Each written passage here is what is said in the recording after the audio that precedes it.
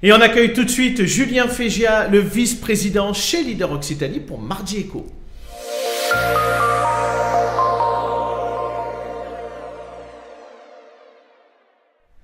Bonsoir Julien. Bonsoir. Comment ça va? Bien, merci.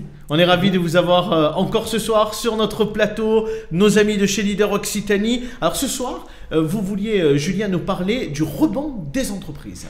Oui, en effet, on pense que l'actualité est maintenant de se tourner vers l'avenir, d'essayer d'oublier cette période de crise qu'on a tous vécue et de voir comment faire mieux qu'avant. Et mieux qu'avant, c'est que les entreprises réfléchissent dans le Gard, on aimerait être le pilote, à ne pas simplement piloter par le chiffre d'affaires et le bénéfice, ça reste vital pour l'entreprise, mais d'essayer de regarder d'autres critères de pilotage qui peuvent être tournés vers l'utilisation de personnes handicapées, le respect de l'environnement, tout ce qui va être associé à la RSE notamment, et de favoriser que le consommateur final, dans son choix d'achat, prenne ça en compte.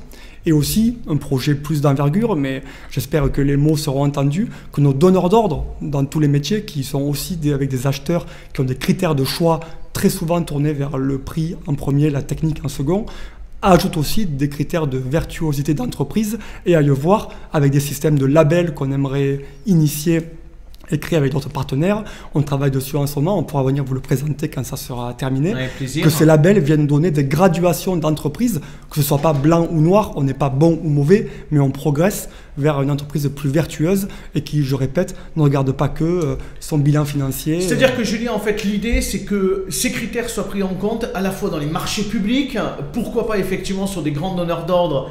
Altis France est avec nous ce soir, donc c'est bien évidemment un grand groupe qui compte aujourd'hui en France, et c'est bien évidemment important aussi que ces critères rentrent en ligne de compte et pas seulement quelquefois que la notion de prix et cette notion compétitive en fait entre les entreprises. Oui, qu'on augmente cette part-là. Aujourd'hui, on voit que les prix souvent c'est 50 à 60% du choix, la technique 30 à 40. On a un peu de critères qualité, sécurité, environnement qui viennent pondérer. On aimerait essayer de proposer, de faire évoluer ça pour aller plus vers ce qui est vertueux et qui peut être au choix de donneurs d'ordre, de l'économie circulaire aussi.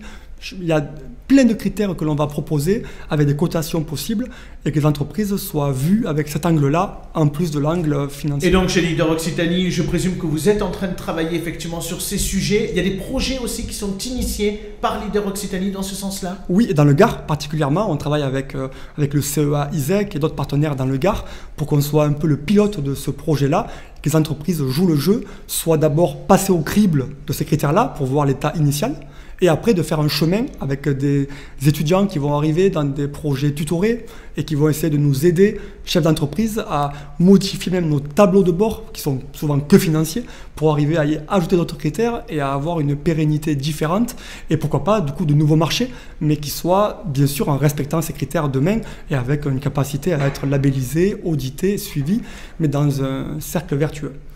Très bien, mais c'était intéressant d'en parler effectivement ce soir et avec grand plaisir pour venir nous dire effectivement les différentes initiatives.